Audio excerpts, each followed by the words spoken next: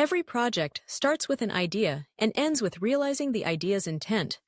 The Sydney Opera House is an example of a failed project that provides lessons learned.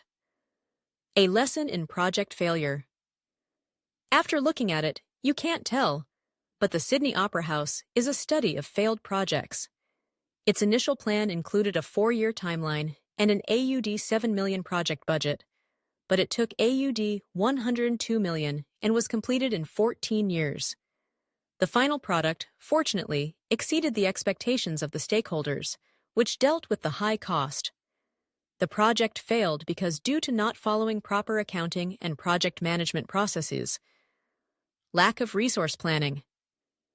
No accounting and no management expectations led to wasteful and excessive costs of materials. No scheduling of resources leads to project development delays at all stages.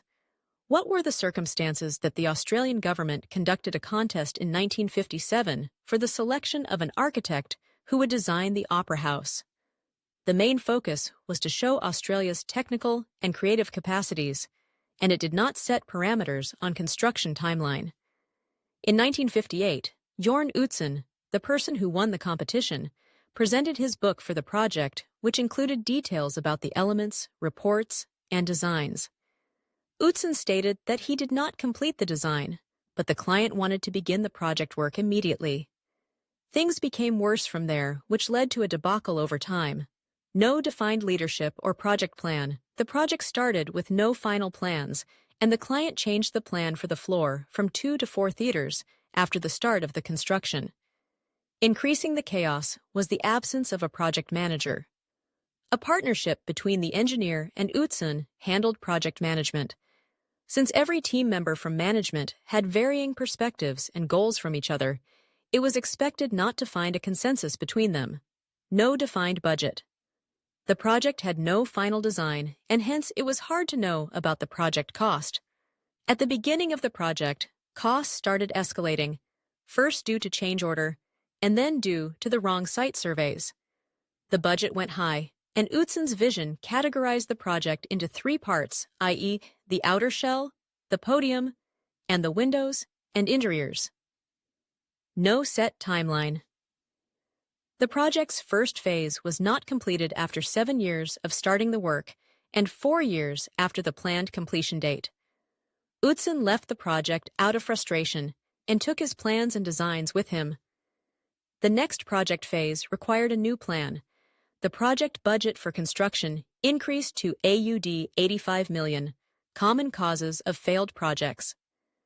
In a survey in 2015 by Raconteur, the 3 main reasons for project failure were a change in priorities of the organization, inaccurate requirements estimates for the project, a change in project goals and objectives.